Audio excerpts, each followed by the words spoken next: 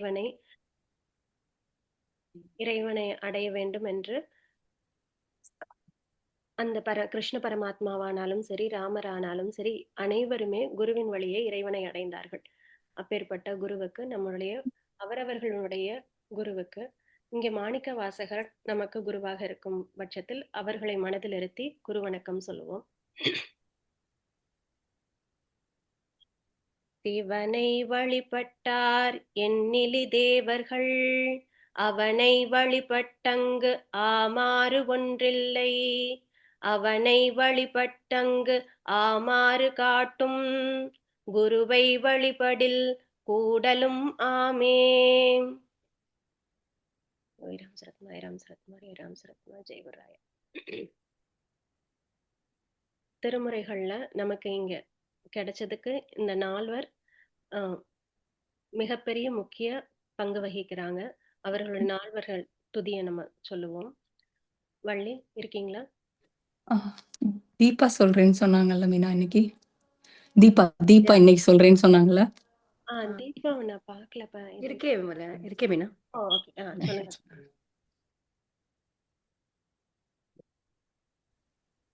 திருச்சிற்றம்பலம். பூழியர்கோன் வெப்பொழித்த புகழியர்கோன் கடல் போற்றி, ஆழிமிசை கல் மிதப்பில் அணைந்த பிரான் அடி போற்றி, வாழி திருநாவலூர் வந்தொண்டர் பதம் போற்றி, ஊழிமழி திருவாத ஊரர் திருத்தாள் போற்றி போற்றி. திருச்சிற்றம்பலம். தேங்க்யூ தீபா.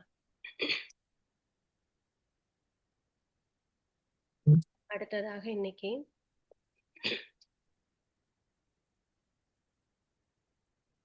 பக்தி வைராகியம், அதுதான் நம்ம இன்னைக்கு பார்க்க போறது. இந்த திருச்சதகம், நம்ம திருவாசகத்துல 5வது பகுதி திருச்சதகம் அப்படின்னு சொல்லப்படுது. இந்த திருச்சதகம் அந்தாதி முறையில் அமைந்திருக்கு. அந்தாதினா அந்த முடியக்கூடிய வார்த்தையிலிருந்து அடுத்த பாடல் தொடங்குது.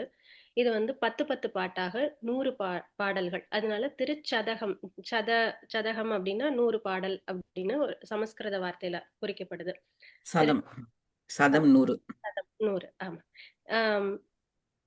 இதுல பக்தி வைராகிய விசித்திரம் அப்படின்னு சொல்லப்படுது. இந்த திருச்சதகம் முழுக்க முழுக்க இந்த பக்தி வைராக்கியத்தோட முக்கியத்துவத்தை சொல்லக்கூடியதாக இருக்கு. பக்தின்னு போறதுக்கு முன்னாடி அன்பு அப்படிங்கிறதே ஒரு விசித்திரமான விஷயம்தான். அது எப்படி அப்படின்னு பார்த்தோம்னா, இத நம்ம உணரணும்னு சொல்றோம்ல. அப்ப ஒரு விஷயத்துல நம்ம ஆழ்ந்து நோக்குறோம் அப்படின்னா உடனே அது டஃபா தெரியும். அத அது டக்குன்னு ஒரு கடினமான ஒரு விஷயமா தெரியணும். உணரணும்னு உடனே அது நமக்கு எட்டாத கனியா தோணும். ஆனா இதை எப்படி நம்ம உணர்றதுங்கிறது ரொம்ப எளிமையான விஷயம். அதை எப்படி நம்ம தெரிஞ்சுக்கலாம் அப்படின்னா, ஒண்ணும் இல்லை. இப்போ ஒரு அம்மா இருக்காங்க. அந்த அம்மாவுக்கு அம்மா புள்ள, பிறந்த புள்ள, ஒரு வயசு 2 வயசு புள்ள அப்படின்னு எடுத்துக்கிட்டோம்னா, இந்த அம்மாவுக்கு ஏதோ அடிபட்டுருச்சு, அம்மாவுக்கு வலிக்குது, அவங்கள ஏதோ ஹாஸ்பிட்டல் கூட்டு போறாங்க, என்னமோ பண்றாங்க அப்படின்னா, இந்த புள்ளைக்கு அந்த என்னமோ அம்மாவுக்கு நடக்குது அப்படிங்கிறத உணர்ந்து அது அழுகுது. அது அம்மாவை விட்டு போக மாட்டேன், என்னமோ பண்றாங்க அம்மாவ அப்படின்னு அது அழுகுது. அப்படின்னா இந்த இடத்துல அம்மா மேல உள்ள அன்புதான் அந்த பிள்ளைக்கு. அம்மாவுக்கு என்ன நடக்குதுன்னு தெரியாது. ஆனா அவர்களுடைய வலிய உணர்ந்து இது புரியாம அழுகும்போது அம்மா என்ன பண்ணுவா, அவளுடைய வலிய மறந்து இந்த புள்ளைய சமாதானம் பண்ணுவா. அப்ப அந்த இடத்துல இந்த அன்பு எப்படி அந்த இடத்துல வேலை செய்யுதுன்னா, அம்மாவுக்கு என்ன ஆச்சுன்னு தெரியாது. ஆனா அந்த வலிய இந்த குழந்தையால உணர முடியுது. இந்த புள்ளைய சமாதானம் செய்யறதுக்காக அந்த வலி அந்த அம்மாவுக்கு மறந்து போயிடுது. இப்படி அன்புங்கிறதே இப்படி வேலை செய்யுது. அப்படி இருக்கும் பட்சத்துல பக்தி அப்படின்னு இன்னொரு வார்த்தை வைக்கிறோம் நம்ம அந்த இடத்துல. அப்ப பக்தி அப்படின்னு ஏன் சொல்றோம்? இங்க அம்மா கண்ணுக்கு நேர இருக்கா, நமக்கு தெரியுது, ஐம்புலன்களால உணர முடியுது, நம்ம அன்பு செலுத்துறோம். ஆனா பக்தி அப்படிங்கும்போது கண்ணுக்கு தெரியாத ஒரு பொருள் நம்ம இருக்கா இல்லையா, நமக்கு புலப்படாத ஒன்றின் மீது செலுத்தக்கூடிய அன்பையே நம்ம வந்து பக்தி அப்படின்னு சொல்றோம். அப்ப இத வந்து வெறும் ஒரு புரிதலால மட்டும் இத வந்து உணர முடியாது. இத நம்ம அனுபவிச்சு பார்க்கணும். அந்த இறைவன ஒவ்வொரு சூழ்நிலையிலயும் நம்ம இருத்தி, நம்ம கூட கண்ணுக்கு தெரியாத ஒரு அ ஒரு பிம்பமாக, ஒரு உருவமாக நம்ம நம்ம அவர் கூடயே பயணிப்பதாக நம்ம பாவனை செய்ய செய்ய செய்ய அவரை நம்ம உணர முடியும். இது எப்படின்னா, ஒரு இருண்ட அறையில அந்த இடத்துல வந்து அம் இருட்டான ஒரு அறையில இருக்கும். நமக்கு நமக்கு பார்க்கக்கூடிய சக்தி எல்லாம் இருந்தாலும், அந்த இருட்டான அறையில நமக்கு பார்க்கும் தன்மையற்று இருக்கிறோம். அப்போ ஒரு பயம் வரும். அந்த இடத்துல என்ன இருக்கு? ஏது இருக்கு? நமக்கு தெரியாது. அத பத்தி தெரியாது. அங்க ஒரு சிறு ஒளி அந்த இடத்துல வந்ததுன்னா, அங்க இருக்கக்கூடிய விஷயங்கள் எல்லாம் புலப்பட்டதுன்னா, அதனுடைய மெய்ப்பொருள் தெரிஞ்சதுன்னா, அதன் மேல உள்ள பயம் போயிடுமாம். அதுபோல தான் இந்த இருட்டு அறை அப்படிங்கிறது என்ன அப்படின்னா, நான் அப்படின்னு சொல்லி நமக்கு ஒரு வட்டம் போட்டுக்கிறோம்ல, அதுதான் இருட்டு அறை அப்படின்னு சொல்றாங்க. அப்ப இந்த நான் அப்படிங்கிற வட்டத்துக்குள்ள இருந்து பார்க்கும்போது, மத்தது எல்லாம் 2வது விஷயமாக வேறுபடுத்தி பார்க்கிறோம். மத்தது எல்லாமே வேற தானே. நான்னு சொல்லிட்டா மத்தது எல்லாம் எனக்கு 2வது தான். அப்ப அப்படி பார்க்கும்போது, எல்லாமே அதனோடு கூடிய அது என்னன்னு முழு விஷயம் தெரியாததுனால, ஒரு பயம் எல்லாத்து மேலயும் இருக்கும். ஒரு புலப்படாத தன்மை இருக்கும். ஆனா, அதே இந்த பக்தி, இந்த இறைவனுடைய ஞான ஒளி அப்படிங்கிறது அந்த ஒளி வந்த மாத்திரத்துல, அதனுடைய மெய்ப்பொருள் தெரிஞ்சு போயிடுதாம். அது என்னென்ன, எப்படி எப்படிப்பட்டது அப்படிங்கிறது தெரிஞ்சு போன உடனே, நமக்குள்ள சந்தேகம் எல்லாம் போயி, அந்த பயமும் நீங்கி போயிடுது அப்படின்னு சொல்றாங்க. இப்போ நேத்தைய பயணத்தையே அப்படியே நம்ம தொடருவோம். நேத்தைய பயணம் என்ன பண்ணோம்? முதல்ல கதை கேட்டோம். அதுக்கப்புறம் பாடணும். ஸ்ரவணம், கீர்த்தி, சிவபுராணம், ஸ்ரவணம் கேட்கறது, கதை கேட்கறது. அதுக்கப்புறம் பாடுறது, புகழ பாடுறது, கீர்த்தி. அம் அ அதுக்கப்புறம் அ சேவை பண்றது. சேவை பண்றதுன்னா நமக்கு இருக்கக்கூடிய ஐம்புலன்களை வைத்து, இங்க வெளியில ஸ்தூலமாக இருக்கக்கூடிய அம் விஷயங்கள்ல நம்மளுடைய அம் ஐம்புலன்களையும் இறைவனாக பார்க்கச் செய்து பழக்கி, அ அப்படி பக்தி செலுத்துறது. அத வந்து 3வதாக திருவண்ட பகுதி அப்படின்னு எடுத்துக்கலாம். அதுக்கப்புறம் அவரையே எல்லா இடத்துலயும் அவரையே பார்த்து போற்றி போற்றி பேசி, இப்படி மாணிக்க வாசகர் இப்படி இருக்கிறார். அவருடைய பயணம் வந்து இப்படி இருக்கு. இப்ப நாமளும் அதே நிலையை உணர்வோம். அப்போ நம்ம போற்றி போற்றி பேசிட்டு இருக்கோம். இப்ப எப்படி இருக்கு?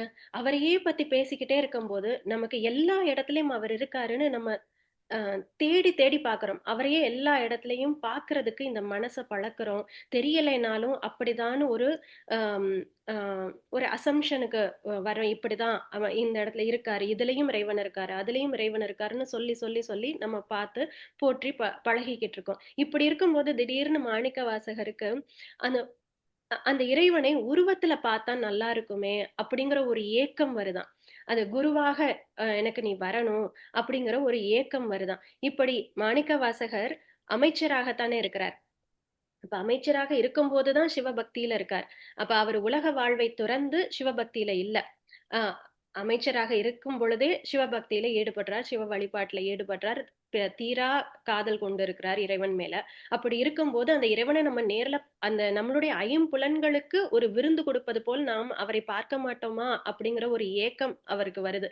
அது ஒரு பக்கம் இருந்தாலும் இறை வழிபாட செஞ்சுகிட்டே இருக்கார். இப்படி இருக்கும்போது திருப்பெருந்துறைக்கு வரார்.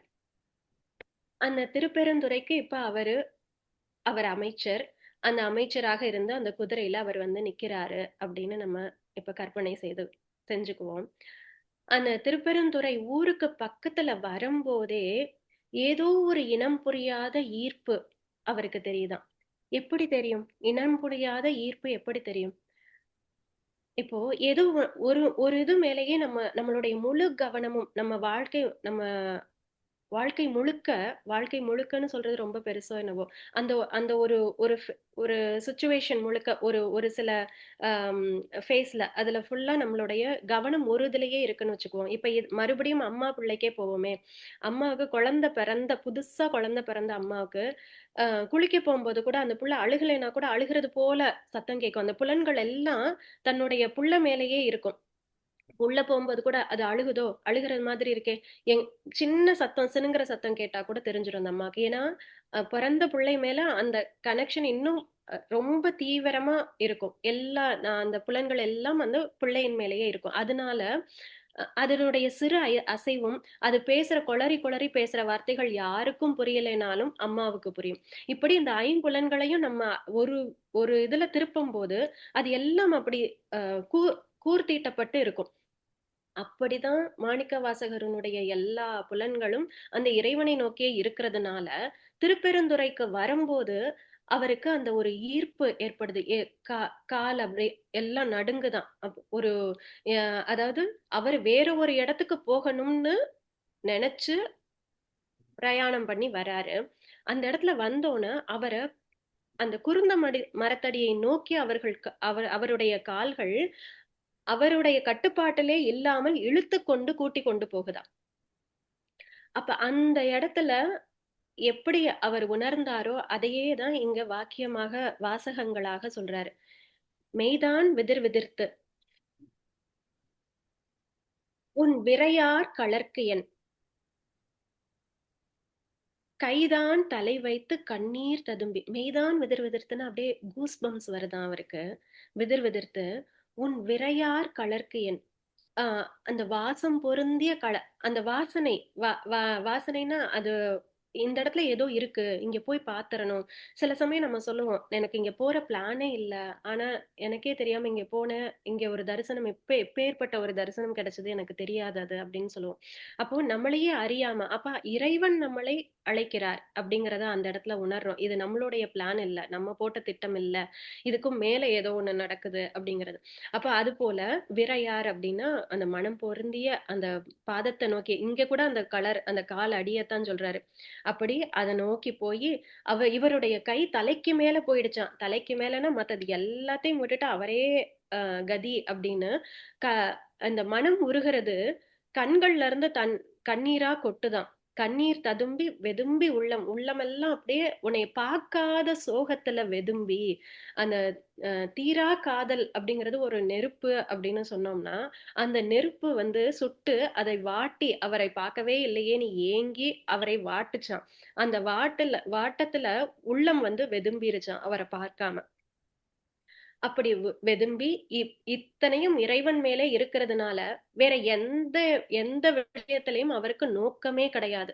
அதனால் பொய்தான் தவிர்ந்து இந்த பொய்யாயின எல்லாம் போயகல வந்தருளி அப்படின்னு சொன்னார்ல. பொய்யெல்லாம் தன்னால போகுது அப்படின்னு சொல்றாங்க. அப்போ இந்த பக்தி அப்படிங்கிறது நெருப்ப போன்றது. வைராகியம் அப்படிங்கிறது அதுல எரிஞ்சு சாம்பல் ஆகிறது போல. இந்த பக்தியை நம்ம ரொம்ப ஃபோக்கஸ் பண்ண வைராகியம்னா என்ன எல்லாத்தையும் விட்டாதான் இறைவனை கும்பிடலாமா அப்படின்னு சொல்றோம் இல்லையா? ஆனா நம்ம பக்தியில ஃபோக்கஸ் பண்ண அவரை நினைக்கிறதுல மட்டுமே நம்ம ஃபோக்கஸ் பண்ண இந்த வைராகியம் தன்னால வந்துடும். அப்ப இன்னைக்கு வந்து நான் இங்க போகணும், அஹ், இந்த கோயிலுக்கு போகணும், இதை பண்ணணும், அவருக்கு இந்த இதை பண்ணணும் அப்படின்னு நினைக்கும் போது வேற ஏதோ ஒரு விஷயம் வரும்போது நமக்கு எதை ப்ரியாரிட்டைஸ் பண்ணுவோம்? ரொம்ப அவர் மேல ஃபோக்கஸ் இருக்கும்போது இதைத்தான் ப்ரியாரிட்டைஸ் பண்ணுவோம். மத்ததெல்லாம் தள்ளி வைப்போம். அப்போ வைராகியம்ங்கிறது தன்னால வந்துரும். மத்ததெல்லாம் தள்ளி வைக்கக்கூடிய தன்மை தன்னால வந்துரும். அப்ப நம்ம ஃபோக்கஸ் பண்ண வேண்டியது அவர் மேல அப்படின்னு சொல்றாங்க. அப்ப பொய் தான் தவிர்ந்த தன்னாலேயே அது விட்டு போயிடும். இந்த நெருப்புல அதெல்லாம் எரிஞ்சு சாம்பல் ஆயிடும் அப்படின்னு சொல்றாங்க. இன்னொன்னு இந்த பக்தியும் வைராகியமும் பேரலா போகக்கூடிய தண்டவாளம் போலயாம். இந்த ரெண்டுமே பேரலா போகும். பக்தி ஒரு பயணிக்க வைராகியமும் கூடவே பயணிச்சுக்கிட்டு வருமா. வைராகியம் பத்தல அப்படின்னா அதாவது உன்னை விட நமக்கு வரல ஆஹ் அப்படின்னா பக்தி பத்தல அப்படின்னு தான் அர்த்தமா. அப்ப நம்ம பக்தியில ஃபோக்கஸ் பண்ண வைராகியம் தன்னால வந்துடும் அப்படின்னு சொல்றாங்க. இப்ப இந்த தண்டவாளத்துல மேல ஓடக்கூடிய ரயில் பெட்டியானது என்னது அப்படின்னு பார்த்தோம்னா மெய்யுணர்தல். இது இரண்டையும் இணைக்கும் பாலமானது என்னது அப்படின்னு பார்த்தா அந்த மெய் உணர்தல் அப்படிங்கிற தன்மை, உண்மையை வெளிப்படுதல். அப்ப இந்த பக்தியும் வைராகியம் சேரக்கூடிய தன்மை என்ன அப்படின்னா உண்மை புலப்படும் அப்படின்னு சொல்றாங்க. அப்போ ஆஹ் இந்த ஃபர்ஸ்ட் ஸ்டான்ஸாவை படிச்சிடலாம்.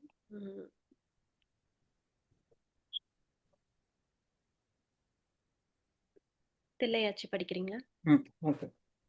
சிவா திருச்சிற்றம்பலம். மெய்தான் அரும்பி விதிர் விதிர்த்து உன் விரையார் கழற்கு என் கைதான் தலை வைத்து கண்ணீர் ததும்பி வெதும்பி உள்ளம் பொய்தான் தவிர்ந்து உன்னை போற்றி ஜெய ஜெய போற்றி என்னும் கைதான் நெகிழ விடேன் உடையாய் என்னை கண்டு கொள்ளே. கைதான் நெகிழ விடேன் உன்னை என்னை கண்டு கொள்ளே. சிவா திருச்சிற்றம்பலம். திருச்சிற்றம்பலம். தேங்க்யூ ஆச்சி. இதுல ராமகிருஷ்ண பரமஹம்சரும் அந்த காளி தேவிய அவர் காளி உபாசனை தான் பண்றாரு. அப்படி காளி உபாசனை பண்ணும்போது அந்த உன்னைய நான் பார்த்தே ஆகணும்னு அழுது புரண்டு உருண்டு அழுகிறாராம். அப்படி அழுது மயக்கமே அடைஞ்சிடுறாராம். அப்படி தன்னுடைய புள்ள இப்போ அம்மா விட்டு ஒரு இடத்துக்கு வெளியில போகணும், இந்த பிள்ளைய கொஞ்ச நேரம் விட்டுட்டு போகணும் அப்படின்னா, இந்த புள்ள குழந்தைக்கு எல்லாமே வேணும். சாப்பாடு வேணும், டாய்ஸ் வேணும், எல்லாமே வேணும். ஆனா அது எல்லாத்துக்கும் மேல என்ன வேணும் அப்படின்னா அம்மா வேணும். இந்த அம்மா இருக்கும்போது இது எல்லாத்தையும் வச்சுக்கணும். ஆனா அம்மா எங்கேயாவது வெளியில கிளம்புறா அப்படின்னா இருக்க முடியாது. அப்ப அந்த மாதிரி அழுகும், இந்த புள்ள அழுகும். அப்ப என்ன பண்ணலாம் அப்படின்னா, நமக்கும் மேல புடிச்சது மாதிரி எதையாவது ஒண்ணு கொடுத்துட்டு போலாம். அப்ப முட்டாயை கொடுக்கறது, இல்ல அதுக்கு ரொம்ப பிடிச்சு வேற எதையாவது டிஸ்ட்ராக்ட் பண்ண வைக்கிறது. இப்படி முட்டாய்க்கு சமாதானமாயி ஒரு குழந்தை இருந்துருச்சுன்னா அம்மா விட்டுட்டு போயிடுவா. ஆனா அந்த முட்டாய் எனக்கு வேண்டாம், எனக்கு நீதான் வேணும், நீதான் இருக்கணும்னு என்ன பண்ணாலும் ஏமாத்த முடியாம ஒரு குழந்தை இருந்தால் வேற வழியே இல்ல, அந்த அம்மா இருந்துதான் ஆகணும்.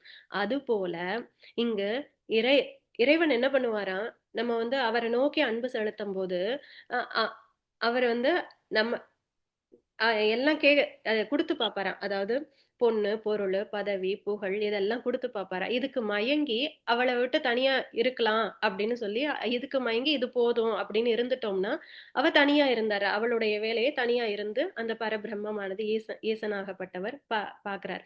ஆனா இது எது கொடுத்தாலும் எனக்கு இது எதுவும் வேண்டாம், நீந்தான் வேணும், நீந்தான் வேணும் புடிவாதமாக அழுகக்கூடிய பிள்ளைக்கு வேற வழியே இல்லாமல் அவருடைய தரிசனம் காமிக்கிறார். அப்படிதான் ராமகிருஷ்ண பரமஹம்சருக்கு அம்பாளினுடைய தரிசனம் கிடைச்சது அப்படின்னு சொல்றாங்க. இப்போ அடுத்தது கொள்ளேன் புரந்தரன்.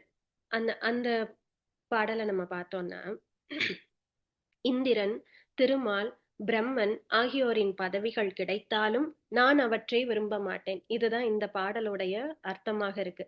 நீ என்ன பதவி கொடுத்தாலும் எனக்கு வேண்டாம். அதாவது நீதான் வேணும்னு கேட்டு வர்ற பக்தர்கள் கிட்ட அவ என்ன சொல்லுவாளாம், ஓ நான் உனக்கு சொர்க்கம் கொடுக்குறேன், நீ கைலாயத்துல இருக்கலாம், நீ வைகுண்டத்துல இருக்கலாம், சரி அது வேண்டாமா, அப்ப அதுக்கும் மேல நீ பிரம்மாவா, விஷ்ணுவா, ருத்ரனா, மும்மூர்த்திகள்ல ஒருவனாக இருக்கலாம் அப்படின்னு எல்லாத்துக்கும் மேற்பட்ட பதவிகளை கொடுத்து பாக்குறாங்களாம். ஆனா மாணிக்கவாசகர் என்ன சொல்றாரு, இந்திரன், திருமால், பிரம்மன் ஆகியோரின் பதவிகள் கிடைத்தாலும் நான் அவற்றை விரும்ப மாட்டேன், எனக்கு அதெல்லாம் தேவையில்லை. என் குடியே அழிந்தாலும் சரி. இதுக்கு பதவிக்கு சிலர் வேண்டான்னு சொல்லிடுவாங்க. ஒன்னும் அது கூட ஒரு பெரிய இது கிடையாது, பதவி வேண்டாம் அப்படின்னு. ரொம்ப சர்வீஸ் ஓரியன்டா இருக்கவங்க எல்லாம் அந்த பதவியை ஒரு பெரிய விஷயமாவே எடுக்க மாட்டாங்க. அதுக்கு இன்னொரு சோதனை இருக்கு. என்ன அப்படின்னா, நம்மளுடைய வீட்டு நம்ம வச்சிருக்கக்கூடிய பற்றுதல் வச்சிருக்கோம்ல, அதுக்கு ஒரு சோதனை வந்தா, அந்த சோதனை வந்தா அப்ப கொஞ்சம் ஆட்டம் காணும். இதை எப்படி விடுறது, நமக்கு ரொம்ப பிடிச்ச உறவு, நமக்கு ரொம்ப வேண்டப்பட்டவங்க, வேண்டியது, அப்படி அதை விட சொன்னா, நம்ம கையில புடிச்சு வச்சிருக்கதை விட சொன்னா அப்ப ஒரு இது வரும். அப்ப அதுக்கும் சொல்றாரு, என் குடியே அழிந்தாலும் உன் அடியார்களோடு அன்றி மற்றவர்களுடன் உறவு கொள்ள மாட்டேன். அதாவது என்ன கஷ்டம் வந்தாலும், எனக்கு எப்பேற்பட்ட கஷ்டம் வந்தாலும் உன் அடியாரோடு இருக்கிறதத்தான் நான் விரும்புவேன். இவ்வளவு நீ சாமி கும்பிடுறியே, உனக்கு இவ்வளவு கஷ்டம் வருதே அப்படின்னு கேட்டா, எனக்கு கஷ்டம் வர்றதை பத்தி கவலை இல்லை, எனக்கு அவரை கும்பிடுறதுதான் முக்கியம் அப்படின்னு சொல்றது. இன்னொன்னு, நரகம் புகினும் சாமி கும்பிட்டா இது இதுக்கு போகலாமா, சொர்க்கத்துக்கு போகலாமா அப்படின்னு நினைச்சு ஆசைப்பட்டு முதல்ல ஈர்க்கப்பட்டு வர்றோம். ஆனா அந்த அன்பு மீதூர அப்படின்னு சொல்றாங்கல்ல, அப்படி மீதூரி போகும்போது நரகம் புகினும். நீ உன்னுடைய அடியார்கள் அங்க இருக்கிறாங்களா, உன்னுடைய பிரசன்ஸ் நரகத்துல இருக்குன்னு சொல்றாங்களா, நான் நரகம் போகிறதுக்கு கூட நான் யோசிக்க மாட்டேன். நீ எங்க இருக்கியோ, உன்னுடைய அருள் எனக்கு எங்க இருக்குமோ அந்த இடத்துக்கு நான் அடுத்த வார்த்தை சொல்லாம நான் போவேன் அப்படின்னு சொல்றாரு. நரகம் புகினும் மற்றவர்களுடன் உறவு கொள்ள மாட்டேன். உன் திருவருள் என்னோடு இருக்குமானால் நரகத்தில் வாழ நேரிட்டாலும் அதனை இகழ மாட்டேன். எங்கள் உத்தமனே, உன்னை தவிர வேறு எந்த தெய்வத்தையும் என் உள்ளத்தால் நினைக்க மாட்டேன்.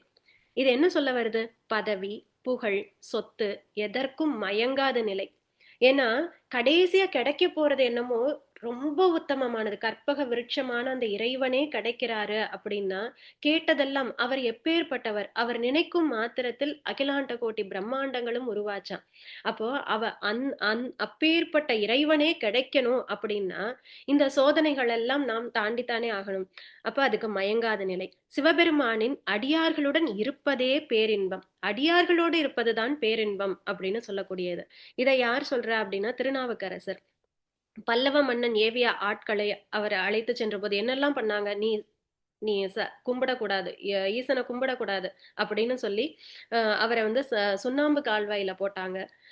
என்ன பண்ணாலும் செல்வீனையும் மாலை மதியமும் வீசு தென்றலும் வீங்கிளவேனிலும் மூசு வண்டரை பொய்கையும் போன்றதே ஈசன் எந்தை இணையடி நீழலே, ஈசன் எந்தை இணையடி நீழலே. அவரை சுண்ணாம்பு கால்வாயில போட்டாங்க. ஆனா சுண்ணாம்பு கால்வாய் வந்து அதாவது நம்மளோட இப்ப கன்வென்ஷன் நம்மளுடைய அவன் வந்து ஒரு 400 டிகிரி ஃபாரன்ஹீட்ல இருக்கு இல்லையா, 400 500 மேக்ஸிமம் இருக்கும் இல்லையா. அந்த சுண்ணாம்பு கால்வாய் வந்து 700 டிகிரி செல்சியஸ்ல இருக்குமா. அப்பேற்பட்ட இது 7 நாட்கள், ஒரு நாளோ ஒரு மணி நேரமோ அப்படியே கிடையாது, 7 நாட்கள் அப்புறம் அதுக்குள்ள போட்டு பூட்டி வச்சுட்டாங்க. நார்மலா சாதாரணமாக யாரா இருந்தாலும் எவராக இருந்தாலும் கருகின உடல் மட்டும்தான் வெளியில வந்திருக்கும். அது வந்து 5 நிமிஷம் கூட தாங்கியிருக்க முடியாது. அப்படிப்பட்ட சுண்ணாம்பு கால்வாயில 7 நாட்கள் அவரும் எப்படிப்பட்ட பாட்டை பாடுறாரு. எனக்கு வந்து இப்ப சிவா எனக்கு வந்து எரியுது, எனக்கு இப்படி பண்ணிட்டே, நான் உன்னைய தானே கும்பிட்டேன் அப்படின்னு புலம்பல அவரு. அப்படி புலம்பல, எரியுதுன்னு சொல்லல, அழுகல, எதுவுமே பண்ணல. அதுக்கு பதிலா மாசில் வீணையும் மாலை மதியமும், மாசில் வீணையம்னா ஒரு இன்னிசையான ஒரு மெலடி கேக்குது, மாலை மதியமும் மதியமும் மாலையும் இன்டர்செக்ஷன் ஆகிற நேரம், அதாவது அந்தி சமயம், அந்தி சாயம் சமயம், அந்த சமயம் எப்படி இருக்குமோ அது போல மூசு வண்டரை, அந்த வண்டு வந்து சவுண்டு கேட்கணும் அப்படின்னா அந்த இடத்துல பூச்செடிகளா இருக்கணும், அங்க வந்து வண்டு வந்து மொய்க்கும். அப்படிப்பட்ட ஒரு பூஞ்சோலையாக அந்த நீர் ஓடிக்கொண்டு இருக்கக்கூடிய இடமாக, குளிர்ந்த காற்று வீசக்கூடிய இடமாக எனக்கு இருக்கு. ஏன்னா நான் ஈசனுடைய அடிக்கு கீழே இருக்கேன். அவருடைய சிந்தை முழுக்க முழுக்க, அவருடைய மனம் முழுக்க முழுக்க அந்த ஈசனுடைய அடிக்கு கீழே இருக்கிறதுனால அவருக்கு அப்படிப்பட்ட ஒரு சூழ்நிலைய அவருடைய மனமே அவருக்கு உருவாக்கி கொடுத்து அந்த சுண்ணாம்பு கால்வாயில 7 நாட்கள் இருக்கிறார். அப்ப இப்படியும் இருக்க முடியும்னு வாழ்ந்து காட்டினார்கள் அடியார்கள். அதனாலதான் நான் அடியார்களோடு இருந்தா தான் இருப்பேன், அது அடியார்கள் நரகத்துல இருந்தாலும் நான் அவர்கள் கூட அங்கதான் இருப்பேன் அப்படின்னு சொல்றாரு. சோ இத நம்ம சொல்லலாம். பெரிய அண்ணன் கேக்குதா? கேக்குதானே, பாடுங்க. கொள்ளேன் புரந்தரன் மாலையன் வாழ்வு குடிகெடினோம் நள்ளேன் நினதடியாரோடல்லால் நரகம் புகினும் எள்ளேன் திருவருளாலே இருக்க பெறின் இறைவா உள்ளேன் பிற தெய்வம் உன்னை அல்லாதெங்கள் உத்தமனே. சிவாத சிற்றம்பலம். தேங்க்யூ. தேங்க்யூ அண்ணன். அடுத்தது உத்தமன் அத்தன். உத்தமனான இறைவன் நினைந்து உருகி ஊர் ஊராக சென்று பித்தன் போல உளறி கொண்டு அலைய விரும்புகிறேன். மக்கள் என்னை பார்த்து இவன் ஒரு பித்தன் என்று எள்ளி நகையாடி பேச வேண்டும். அத்தகைய ஒரு பரவச நிலையில் உலக அறிவை இழந்து நான் உன்னோடு ஒன்றிப் போகும் காலம் எப்போது வரும்? இதுல என்னன்னா, நம்ம பக்திங்கிற பாதையில முதல்ல அடி எடுத்து வைக்கும்போது, ஆம், அவரே ஒரு டெஸ்ட் வைக்கிறாரு. நமக்கு நல்ல பேர குடுத்து, புகழ குடுத்து, அதுக்கு மயங்குவோமா அப்படின்னு பாக்குறாரு. அவரு முதல்ல ஒரு டெஸ்ட்ட வச்சு முடிச்சிடுறாரு. அடுத்தது என்னன்னா, நம்ம இதிலேயே பத்தி பேசிட்டு இருக்கும்போது, நம்ம வந்து ஆம், அதாவது ஆம், ஒரு அவுட் ஆஃப் ஜோன்ல இருப்போம். மத்தவங்கலாம் வேற எதையோ நோக்கி போயிட்டு இருக்கும்போது, நம்மளுடைய எண்ணங்களும், நினைவுகளும் வேற மாதிரி இருக்கும். அப்ப அவங்களோட நம்ம அங்க ஆட் மேன் அவுட்டா தெரிவோம். அப்படி இருக்கும்போது, நமக்கு எது பிடிக்குதோ, அத வித்தியாசமாக பேசி நம்ம பண்ணும்போது, அவர்களோட ஒட்ட முடியாது. ஆனா, அத பத்தி கவலை இல்ல. உடனே நமக்கு அடி என்னவா இருக்கும்? நம்ம யாரோடையும் சேர மாட்டேங்கிறோமே! நமக்கும் அதுக்கும் செட் ஆகலையே! ஆம் அ இங்க நமக்கு வந்து இதுவா இருக்கலையே! நம்ம மட்டும் தனியா இருக்கோமோ! இது சரியில்லையோ! நம்ம போற பாதை சரியில்லையோ! அப்பிடின்லாம் தோணுமா? ஆனா, அப்படியெல்லாம் கிடையாது. உன்ன பாடி என்னைய ஊரே பைத்தியம்னு சொன்னாலும் பரவால்ல. அபிராமி பட்டர் என்ன சொன்னாங்க? பித்தன் தான் சொன்னாங்க. பைத்தியம் தான் சொன்னாங்க. அவ அ அப்ப அவர் இருந்த நிலை வேற. அத உணரக்கூடிய நிலையில நம்ம இல்ல. அப்படி என்னைய பைத்தியம்னு யாரு சொன்னாலும், நான் அதுக்காக கவலைப்பட போறதில்ல, அப்படின்னு சொல்றாரு. உலகம் தன்னை பைத்தியம் என்று சொன்னாலும் கவலைப்படாமல் இறை சிந்தனையில் திளைத்தல் அப்படிங்கிறது இந்த பாட்டினுடைய விளக்கமா இருக்கு. இதுக்கு உதாரணமாக யார சொல்றாங்கன்னா, சுவாமி விவேகானந்தர சொல்றாங்க. தொடக்க காலத்துல அதாவது அவர் நாத்திகரா இருக்காரு. விவேகானந்தர் நாத்திகராக இருக்கிறார். இறைவனை நம்பாமல் இருக்கிறார். அப்ப ராமகிருஷ்ண பரமஹம்சர் கிட்ட வந்த பிறகு, நீங்க எ இறைவன் இறைவன்னு சொல்றீங்களே, இறைவன உங்களால காட்ட முடியுமா? அப்படின்னு கேட்டபோது, அம் நெ நெஞ்சு மேல அவருடைய கால வச்சு காட்டுறாரு. அவருக்கு அத இறைத்தன்மைய வந்து உணர்த்துறாரு. அதுக்கப்புறம், "நீயே போய் அந்த காளி கிட்ட கேளேன். ஏன் என்னைய விட்டு கேட்க சொல்ற? நீயே போய் பேசேன்." அப்படின்னு சொல்லி அவரையே அந்த மார்க்கத்துல அனுப்பிச்சு, கடைசியா அவர் அந்த இறைவன உணர்ந்ததுக்கு அப்புறம், அ அவரு வந்து தெருவுல போகும்போது, அவர எல்லாரும் விசித்திரமா பார்ப்பாங்களாம். வித்தியாசமா பார்ப்பாங்களாம். எல்லாரும் "ஓ! இவர் ஒரு பைத்தியம், பித்தன்" அப்படின்னு சொல்லுவாங்களாம். அப்ப அதுக்கு அவர் என்ன சொல்றாருன்னா, தொடக்க காலத்தில் தெருக்களில் பாடிக்கொண்டு செல்லும்போது மக்கள் அவரை விசித்திரமாக பார்த்தனர். ஆனால் அவர் உண்மையான அறிவிலிகள் உலக இன்பத்தில் உழல்பவர்களே, இறைவனை தேடுபவன் அல்ல. அதனால இதுக்கெல்லாம் நம்ம மயங்க வேண்டாம். நம்மள தப்பா பேசுறாங்களே அப்படின்லாம் நம்ம நினைக்க வேண்டாம் அப்படிங்கிறார். இங்க மாணிக்கவாசகருமே அமைச்சராக இருந்து தன்னுடைய அமைச்சர் பதவியே விடுறாரு. அப்போ உலகத்துல இருக்கவங்க எல்லாம் என்ன சொல்லுவாங்க? இந்த உலக வாழ்க்கையில ஈடுபட்டு இருக்கவங்க எல்லாம் என்ன சொல்லுவாங்க? இது என்ன பைத்தியக்காரத்தனமா இருக்கு? இது என்ன இப்படி இருக்கு? அப்படின்னு தானே கேட்டிருப்பாங்க. ஆனா அவர் அந்த நிலையில இல்ல. அதையும் தாண்டி இது தேவையில்ல அப்படிங்கிற நிலைக்கு வந்துறார். இத நம்ம சொல்லலாம். அ மீனா சொக்கலிங்கம்.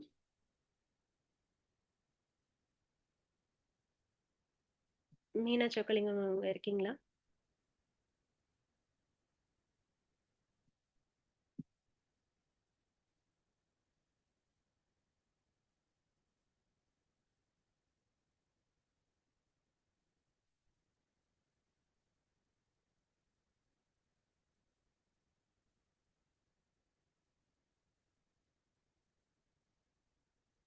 மீனா இப்ப பேசி பாருங்க. கேக்குதா? ஆ இருக்கேன்ப்பா. ஆ, ஆ. படி. ஆ. உத்தமனத்தன் உடையான் அடியே நினைந்துருகி மத்த மனத்தொடு மாலிவன் என்ன மனநினைவில் ஒத்தன ஒத்தன சொல்லிட ஊர் திரிந்தவரும் தம் தம் மனத்தன பேசையின் நான்று கொல் சாவதுவே. தேங்க்யூ ஆச்சி. தேங்க்யூ.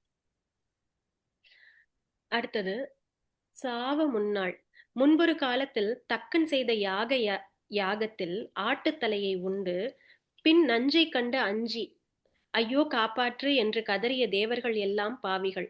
அவர்கள் உன்னையும் ஒரு சாதாரண தேவனாக எண்ணி இருமாப்புடன் திரிகிறார்கள்.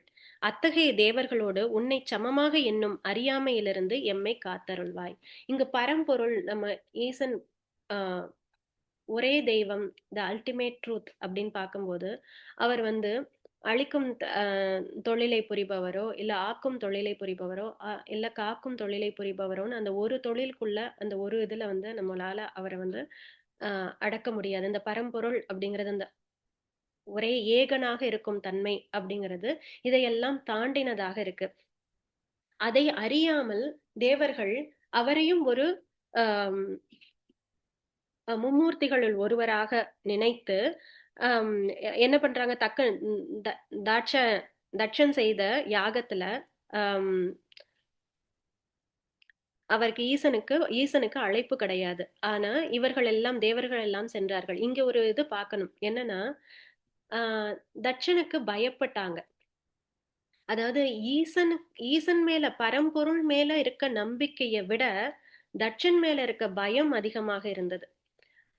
அவர்கள் ஏன்னா அவங்க உண்மையை உணர்ந்திருந்தா, எல்லாத்தையும் இயக்குபவன் அவனே, அவன் ஒருவனே அப்படிங்கிற உண்மையை உணர்ந்திருந்தா, இவன் எப்பேற்பட்ட அதிகாரம் உள்ளவனாக இருந்தாலும், எப்பேற்பட்ட ஆம், அஹ், உம், விஷயங்களை அவனால செய்ய முடியும் அப்படின்னு நினைச்சாலும் அதை நினைச்சு பயப்படுறத விட்டுட்டு அந்த உண்மை பொருளை நினைச்சு தைரியத்தோட அந்த யாகத்தை அவங்களால போகாம இருந்திருக்க முடியும். ஆனா அந்த உண்மையை உணராததுனால அவனுக்கு பயந்து கொண்டு அங்க போய் ஈசனுக்கே அழைப்பு விடுக்காத யாகத்துல போய் அவன் செய்த யாகத்திலிருந்து வந்த ஆட்டு இறைச்சியை அந்த யாகத்துல போட்டானாம். அந்த ஆட்டு இறைச்சியை யாகத்துல போட்டு அது வேள்வியில அந்த அவிசு பாகமாக வந்ததை அந்த தேவர்கள் ஏற்றுக்கொண்டார்களாம். ஈசன் வரலையே அப்படின்னு நினைக்கலையாம். அதனால அவர்கள் எல்லாம் பாவிகள் அப்படின்னு சொல்றாரு இங்க. அவர்களுக்கும் தெரியல நம்ம மனிதன் நிலையில என்ன இருக்குமோ அதை விட ஹைரார்கியில ஒரு படி மேல இருக்காங்க தேவர்கள், அவ்வளவுதான். ஆனா அவர்கள் அந்த உண்மை பொருளை உணரவில்லை.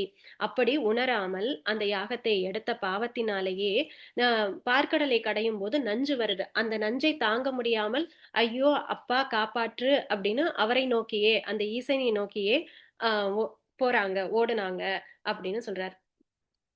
இப்ப அதிகார போதையில் இருப்பவனை மறப்பவர்கள் இறுதியில் அஞ்சி நடுங்குவர். அதாவது அதிகார போதையில் இறைவனை மறப்பவர்கள், தனக்கு எல்லாம் அதிகாரம் இருக்கு, காசு பணம் இருக்கு, அதிகாரம் இருக்கு, தனக்கு என்ன வேணுமோ அதை நடத்திக்க முடியும்.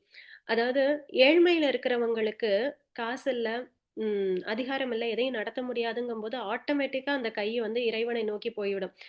என்னைய மீறி ஏதாவது ஒரு அதிசயம் நடக்கட்டும், என்னைக்கு மீறி இருக்க சக்தி என்னை காப்பாத்தட்டும் அப்படின்னு டக்குன்னு அதுக்கு போயிடும். ஆனா நமக்கு இந்த அதிகாரமும் ஆஹ் ஆஹ் பணமும் பொண்ணும் பொருளும் இருக்கும்போது நம்ம அதை வச்சே எல்லாத்தையும் நடத்திக்க முடியும் அப்படிங்கறது அது பழகிடுச்சு அப்படின்னா இறைவனையே மறந்து போயிடுவோமா.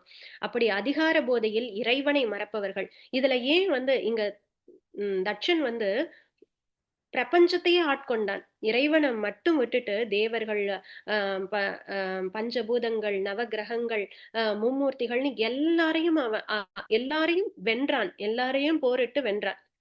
இப்படி போரிட்டு வென்று பிரபஞ்சத்தையே தன் கைக்குள்ள கொண்டு வந்தான். அப்ப அது அவனுக்கு இருக்க அதிகாரம் எவ்வளவு இருக்கும் அப்படிங்கறத நம்ம நினைச்சு பார்க்கலாம். அந்த அதிகார போதையில் இறைவனை மறந்துட்டான். இறைவனை மறப்பவர்கள் இறுதியில் அஞ்சி நடுங்குவர். சிவபெருமானே முழுமுதற் கடவுள் என்ற தெளிவு வேண்டும். அவர்தான் முழுமுதற் கடவுள், நமக்கு மேல எல்லாத்துக்கும் ஒரு முழுமுதலான ஒரு தன்மை இருக்கு அப்படிங்கறத உணரணும் அப்படின்னு சொல்றாங்க. இதை நம்ம படிக்கலாம். சித்த அண்ணாமலை அண்ணன்.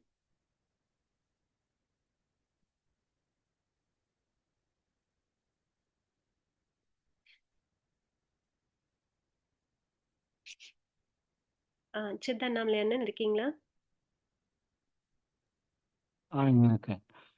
சாவ முன்னாள் தக்கன் வேள்வி தகர்தென்று நஞ்சம் மஞ்சி ஆவ எந்தாய் என்று அபிதாயிடும் நம்மவர் அவரே மூவர் என்றே எம்பிரானொடும் எண்ணி விண்ணாண்டு மண்மேல் தேவர் என்றே இருமாந்து என்ன பாவம் திரிதவரே. திருச்சிற்றம்பலம்.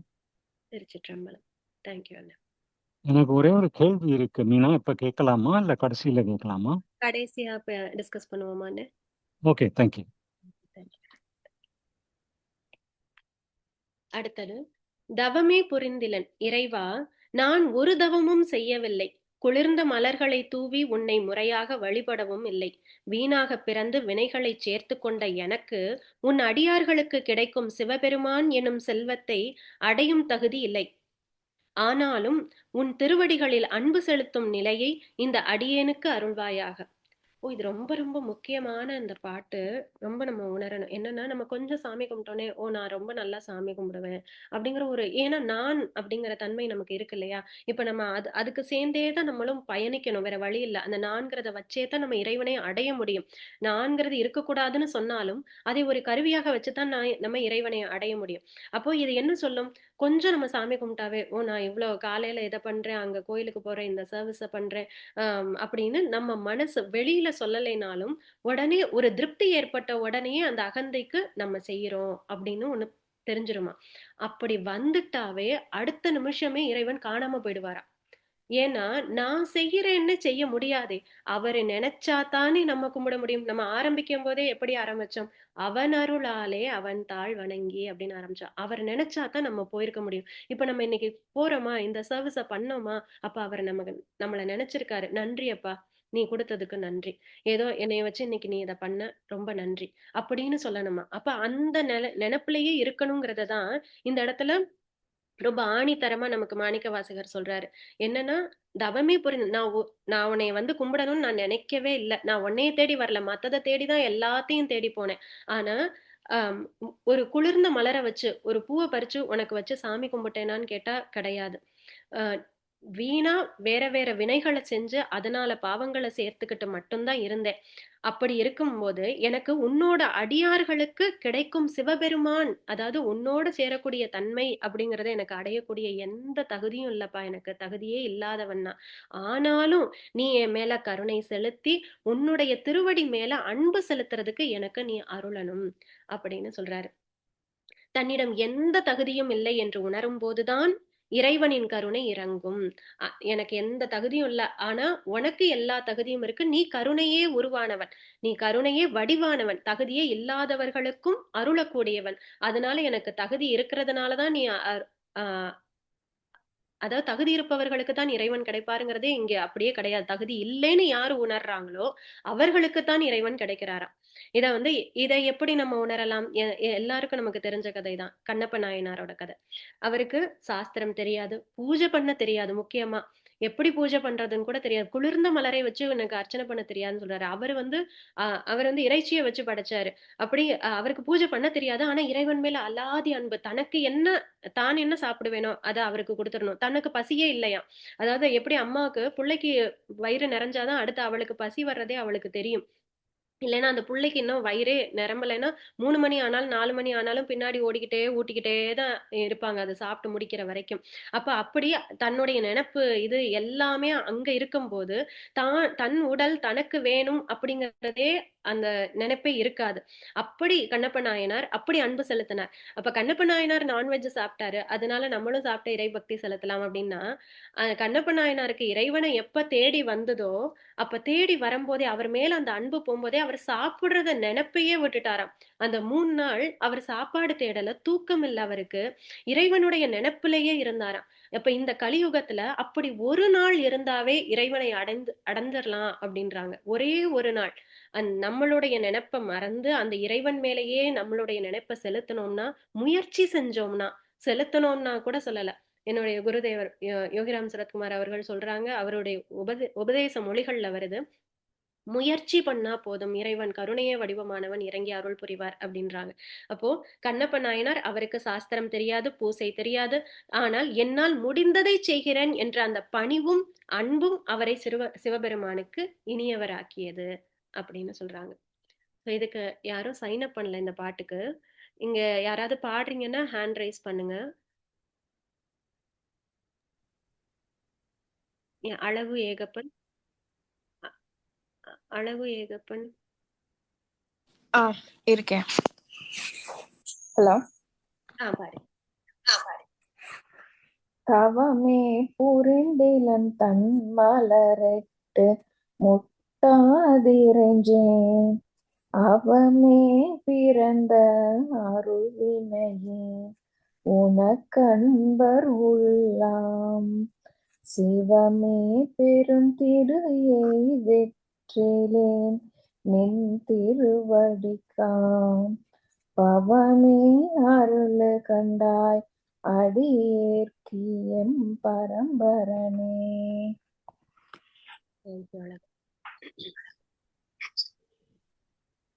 அடுத்தது பரந்தல் ஆய் அப்படின்னு ஆரம்பிக்கிற பாடல். பல இடங்களிலும் தேடி மலர்களை கொண்டு வந்து உன் அடியில் தூவி வணங்கும் அன்பர்களின் உள்ளத்தில் ஒழியாமல் வீற்றிருக்கும் கள்வனே, வேண்டிய அனைத்தையும் தரும் உனது திருவடிகளின் மேல் எனக்கும் நிலையான அன்பு பிறக்க அருள் செய்வாயாக. எப்போதும் உன்னை போற்றி துதிக்கும் பாக்கியத்தை எனக்கு தந்தருள்வாயாக. இந்த இடத்துல இறைவனுக்கு டெய்லி நம்ம அந்த பூஜை பண்றதும் ஒரு முக்கியமான விஷயம் அப்படின்னு சொல்றாங்க. ஒரு பூவை கொண்டு போய் வச்சா போதும். ரொம்ப சிம்பிளா பெரிய இதெல்லாம் வச்சு அப்படியெல்லாம் பண்ணணும்னு இல்லை. ஒரு பூவை கொண்டு போய் வச்சா போதும் அப்படின்னு தான் சொல்றாங்க. ஏன் அது முக்கியமாகப்படுது அப்படின்னா, நம்ம இந்த ஐம்புலன்களால தான் இயங்குறோம். அப்ப ஆரம்பிக்கும் போதே இந்த ஐம்புலன்களால செய்யக்கூடிய அந்த சேவையை முதல் சேவையாக அவருக்கு அர்ப்பணமாக அந்த பூவை கொண்டு போய் வைக்கும்போது, நான் இன்னைக்கு செய்யக்கூடிய அனைத்தையும் உனக்காக செய்கிறேன் அப்படின்னு சொல்லி அவருடைய அந்த நினைப்புல இந்த செயலுக்கு ஒரு நம்மளை நம்மளே வந்து நினைவுபடுத்தி அதை ஒரு இதுவா நம்ம வந்து செய்யறோம். அப்படி செஞ்சா அவரை மறக்காம இருக்கலாமா? அப்படி இல்லைன்னா மறந்து போயிடுவோம். நம்ம மனசு மத்ததை எல்லாத்தையும் கொண்டாந்து நிப்பாட்டி இதை எப்படி மறக்க வைக்கலாம் அப்படிங்கிறதுக்கு தான் எல்லா வேலையும் செய்யும். அதனாலதான் இந்த மனதோட நம்ம வந்து அதை பழக்கிறதுக்காக தான் நம்ம வந்து மனசை நினைக்கிறதுக்கு பழக்கிறதுக்காக தான் நம்ம ஐம்புலன்களுக்கும் அவனை நினைக்கிறதுக்கு என்னென்ன வேலைகளை செய்ய சொல்லலாம் அப்படிங்கறத இந்த இடத்துல சொல்றாங்க. மலர் தூவி வழிபடுவது ஒரு சடங்கு மட்டுமல்ல, அது மனதை ஒருமுகப்படுத்தும் பயிற்சியும் கூட அப்படின்னு சொல்றாங்க. சோ அந்த மனசுக்காக தான் இந்த சடங்கும் அப்படிங்கிறத நம்ம உணரணும். வெறும் சடங்கை மட்டும் செஞ்சுட்டு நான் டெய்லி சாமி கும்பிடுறேங்கிறதோடய நிப்பாட்டிடக்கூடாது. இத ரமண மகரிஷி எப்படி சொல்றாராம், இறைவன் எங்கோ இல்லை, உனக்குள் இருக்கிறான் என்பார். ஆனால் அவனை அடைய கள்வனை தேடுவது போல தீவிரமாக தேட வேண்டும்.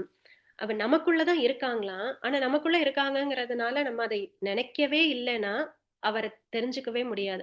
சிவபுராணத்துல ஓராதார் உள்ளத்துள் ஒளிக்கும் ஒளியானே. ஓராதார் அப்படின்னா என்னன்னு பார்த்தோம்னா, ஆராய்ச்சி பண்ணாதவர்கள். ஓராதார்னா ஆராய்தல் இல்லாதவர்கள் அப்படின்னு அர்த்தம். ஆராய்ச்சி பண்ணாதவர்கள், ஆராயாதவர்கள், ஓராதார் உள்ளத்து, அந்த மாதிரி உண்மை பொருளை ஆராயாதவர்களுக்கு அவர் மறைந்து இருப்பார் அப்படின்னு சொல்லப்படுது. மறைந்துன்னு தெரிய மாட்டார், அவ்வளவுதான். ஓராதார் உள்ளத்துள் ஒளிக்கும் ஒளியானே அப்படின்னா அந்த அவன் ஒளி ஆனா மறைஞ்சிருப்பானா, ஒளிஞ்சிருப்பானா. அதனால போய் ஒளிஞ்சுக்குவாரு. அப்ப நீ வந்து தேடி கண்டுபிடிக்கணும். தேடி கண்டுபிடிக்கணும். எப்படி தேடி கண்டுபிடிக்கணும்? ஒரு பூவை வைக்கும் போது நான் உனக்கு வைக்கிறேன், இன்னைக்கு நான் பண்ணக்கூடியதெல்லாம் உனக்கு சமர்ப்பணம். இந்த மனசுக்கு சொல்லணும். வைக்கும் போது இந்த மனசுக்கு நம்ம சொல்லணும், இந்த பூவை உனக்கு வைக்கிறது போல நான் இன்னைக்கு செய்யக்கூடிய எல்லா வேலைகளையும் உனக்கு சமர்ப்பணம் செய்யறேன். என் வாயில அவருடைய நாமத்தை சொல்லும் போது, இன்னைக்கு இந்த நாமத்தை சொல்வது போல நான் இன்னைக்கு பேசக்கூடிய எல்லா வார்த்தைகளும் யாருடைய மனதையும் புண்படுத்தாது, நல்லவைக்காகவே நான் வந்து பயன்படுத்துறேன் அப்படின்னு சொல்லி ஒவ்வொன்றும் இந்த ஐம்புலன்கள்ல ஒரு வேலையை அவருக்கு சொல்லி அந்த ஐம்புலன்களைக்கும் நமக்கு நினைவூட்டுவது. அதன் மூலமாக மனதில் அவர் என்றும் நிலைத்திருக்கும். அவருடைய நினைப்பு என்றும் நிலைத்திருக்கும். நினைப்பு நிலைத்திருக்கும் போது தன்னாலே அவர் வந்து வீற்றிருந்து கொள்வார் அப்படிங்கறத இந்த இடத்துல சொல்லப்படுது. ஸோ இதை நம்ம சொல்லலாம். இதுக்கும் யாரும் சைன் அப் பண்ணல. யாராவது சொல்றதுன்னா ஹேண்ட் ரைஸ் பண்ணுங்க. புவனா சங்கர், புவனா சொல்லுங்க. பரந்த பல் ஆய்மலர் எட்டு முட்டாது அடியே இறைஞ்சி இறந்த எல்லாம் எமக்கே பெறலாம் என்னும் அன்பருள்ளம் கரந்து நில்லா கள்வனே நின்தன் வார்கலர்க்கு அன்பு எனக்கும் நிரந்தரமாய் அருளாய் நின்னை ஏத்த முழுவதுமே. திருச்சிற்றம்பலம். திருச்சிற்றம்பலம். தேங்க்யூ புவனா. முழுவதும் கண்டவனை, உலகை படைத்த பிரம்மனை தேடி அலைந்தும் காண முடியாத அரியவன் நீ. ஆனால் நீயோ மயானத்தில் பேய்களுடன் கூத்தாடி புலித்தோலை உடுத்தி உலகமே வியக்கும் வண்ணம் ஒரு பித்தனை போல திரிகிறாய். எளியவர்களுக்காக நீ காட்டும் இந்த கோலம் வியப்பிற்குரியது. அதாவது படைப்பு கடவுளுக்கே எட்டாதவன், மும்மூர்த்திகளுக்கே எட்டாதவன். அப்பேற்பட்ட நீ எளிய பக்தனுக்காக உன்னை எளிமையா, அவனுக்கு வந்து ஒரு பெரிய, அதாவது இப்ப எப்படி அந்த புள்ளையால நடக்க முடியாது அப்படிங்கிற புள்ளைய தான் அம்மா எப்போதுமே இடுப்புல தூக்கி வச்சுக்கிட்டே இருப்பா. நடக்க முடிஞ்ச புள்ள அதனால பண்ணிக்க முடியும். அதுக்கு சாப்பிட தெரியும் அப்படிங்கிற புள்ளைய தள்ளி வச்சு தானே பாப்பா. அப்போ நடக்க முடியாத புள்ள, பேச தெரியாத புள்ளைய தான் எப்போதுமே கைக்கு பக்கத்திலேயே வச்சிருப்பாவோ, அதுக்கு சொல்ல தெரியாது. நான் தான் பாத்துக்கணும் அப்படின்னு. அந்த அந்த மாதிரி எளிமையான பக்தனுக்காக எல்லாத்தையும் துறந்து பித்தனை போல சுடுகாட்டில் வந்து நீ எல்லாத்தையும் துறந்து வந்து இருக்கிறார். இதுல என்னன்னா எல்லாம் இருக்கக்கூடியவர்கள் சுடுகாட்டுல வந்து ஒரு நாளும் தேட மாட்டாங்க இறைவனை. இல்லாதவர்களே அந்த எளிமையாக அந்த தன்மையை வந்து நோக்கி போறாங்களாம். அதனால அப்படி மத்தது மேல இருக்க ஆசையை விட்டுட்டு நீ என்கிட்ட வரணும். அப்படி வர்றவங்கள மனதார அப்படி வர்றவங்கள உடனே ஏத்துக்கிறாராம் அவர். அப்படி அதனால அங்க வந்து தேடணும் அப்படிங்கிறதுக்காக ஒண்ணு. இன்னொன்னு எளிய பக்தனுக்காக மிகவும் எளிமையானவராக, பிச்சைக்காரனாக, ஆஹ் சுடுகாட்டில் நடனம் ஆடுபவராக அப்படி எல்லாத்தையும் துறந்து அங்கு வந்து இருக்கிறார் அப்படின்னு சொல்றாங்க. இதுல சுவாமி விவேகானந்தர் வந்து அவர் கடவுள் ஆடம்பரமான கோவில்களில் இருப்பதை விட ஏழைகளின் சேவையில் எளிமையாக காட்சி அளிக்கிறார் அப்படின்னு சொல்றாங்க. இதுல ஒரு கதை நம்ம பார்க்கலாம். என்னன்னா மகாபெரியவர்கிட்ட வந்து ஒரு அம்மா போறாங்க. அப்ப என்னன்னா அவங்க ஜாதகம் பார்க்கும்போது ஏதோ 1000 பேருக்கு, பிராமணர்களுக்கு இல்ல 1000 பேருக்கு வந்து அன்னதானம் போடணும் நீங்க. இதுக்கு ஒரு பரிகாரமா என்னமோ ஒரு இது இருக்கு. அதனால 1000 பேருக்கு அன்னதானம் நீங்க போடணும் அப்படின்னு சொல்லும்போது இவங்களுக்கு வந்து அவங்களுடைய அன்றாட சாப்பாட்டுக்கே அவர்களுக்கு கடினமான ஒரு குடும்ப சூழ்நிலை. அந்த மாதிரி இருக்கும்போது நான் 1000 பேருக்கு எப்படி அன்னதானம் பண்ணுவேன்? அப்ப நமக்கு இந்த தரித்திர நிலை வந்து இது போகாதோ அப்படிங்கிற ஒரு கவலை வரும்போது உடனே இந்த குரு தான் ஞாபகம் வர்றார். நமக்கு எல்லாமே பெரியவர் தானே, அப்ப நம்ம பெரியவரை போய் பார்ப்போம், அவரை போய் பார்த்தா மனசுக்கு ஒரு நிம்மதி கிடைக்கும் அப்படின்னு அவரை போய் பார்க்க போறாங்க. அப்ப பார்க்க போகும்போது இந்த மாதிரி சொல்றாங்க, பெரியவா நான் என்ன பண்ணட்டும், என்ன பண்றது, எனக்கு ஒரு வழி சொல்லுங்க அப்படின்னு சொல்லும்போது, ஒண்ணும் வேண்டாம், நீ ஒரு கைப்பிடி அரிசி எடுத்துக்க, 2 கைப்பிடி அரிசி எடுத்துக்க, எடுத்துட்டு உன் வீட்டுக்கு பக்கத்துல எங்கேயாவது எறும்பு புத்து இருக்கும் இல்லையா, அந்த எறும்பு புத்துல கொண்டு போய் அந்த அரிசியை போடு. அங்க 1000 என்ன 10,000 எறும்புகள் வந்தும் சாப்பிடும். நீ 10,000 பேருக்கு அன்னதானம் இட்ட பலனை நீ வந்து பெறுவ அப்படின்னு சொல்றாரு. அப்ப ரொம்ப எளிமையா இறைவனுக்கு ஆடம்பரமான எந்த இதுவுமே தேவை இல்லையாம். அவர் இந்த எளிமையான விஷயங்கள்ல தூய்மையான மனதிலேயே அவர் வந்து திருப்தி கொள்கிறார் அப்படின்னு சொல்றாங்க. சோ இந்த முழுவதும் கண்டவனே. சாலா நாகப்பனாச்சி ஹேண்ட் ரைஸ் பண்ணீங்க, படிங்காச்சி. சாலாச்சி போன தடவை ஹேண்ட் ரைஸ் பண்ணீங்களே யாரு? முழுவதும் கண்டவனை படைத்தான் முடி சாய்த்து முன்னாள் செழுமலர் கொண்டு எங்கும் தேட அப்பாலன் இப்பாலெம்பிரான் கழுதொடு காட்டிடை நாடகம் ஆடி கதியிலியாய் உழுவையின் தோளோடு துன்மத்தம் மேல் கொண்டு ஒளி தருமே. தேங்க்யூ ஆச்சி, தேங்க்யூ ஸோ மச். அடுத்ததாக ஒளி தரு காலும் கனவிலும் கனலும் புனலோடு மண்ணும் விண்ணும்.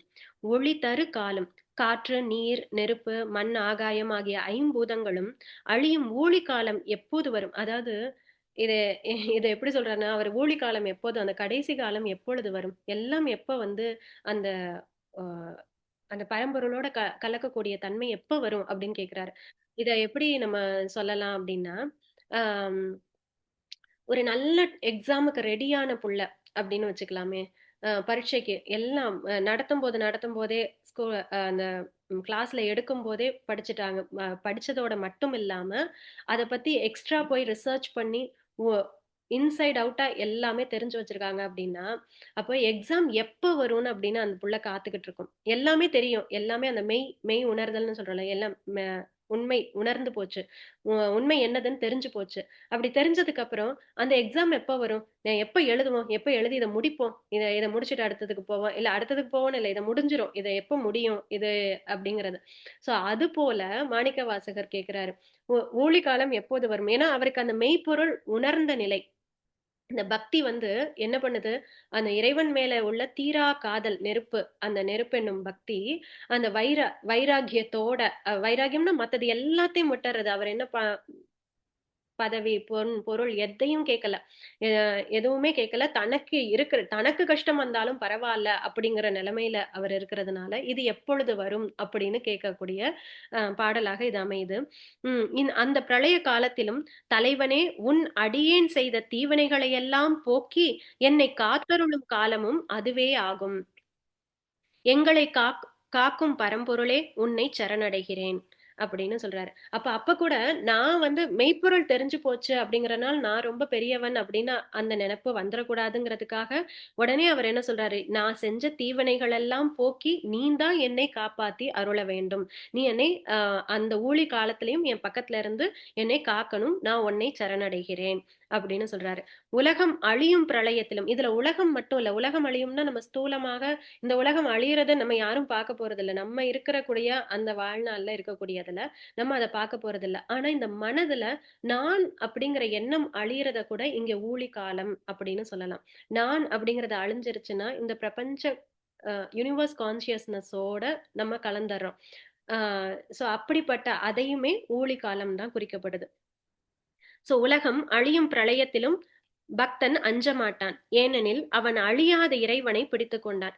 அப்படியே இப்ப ஸ்தூலமாகவும் ஒரு டிசாஸ்டரா ஏதாவது வந்தா கூட நம்ம வந்து அந்த பக்தனாகப்பட்டவன், இறைவனை சரணாகதி அடைந்தவன் அஞ்ச மாட்டான் அப்படின்னு சொல்றாங்க. ஏன்னா எனக்கு தான் அவர் இருக்காரே, அவர் பாத்துக்குவாரு, என்னைய பாத்துக்கிறதுக்கு அவர் இருக்காரு அப்படிங்கிறது.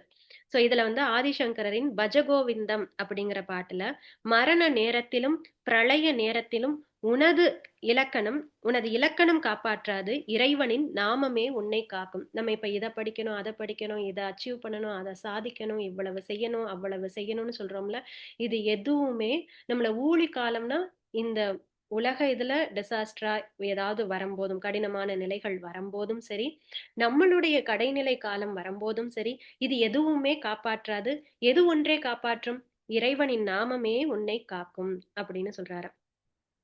சோ அது போல இவர் அதை உணர்ந்ததுனால அது எப்போ வரும்னு தைரியமா கேக்குறாரு அப்படின்னு சொல்றோம்.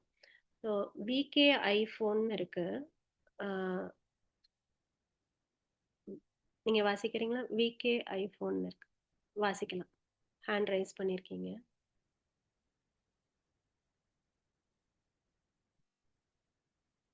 அன்மியூட் பண்ணிட்டீங்களா? திருச்சிற்றம்பலம்.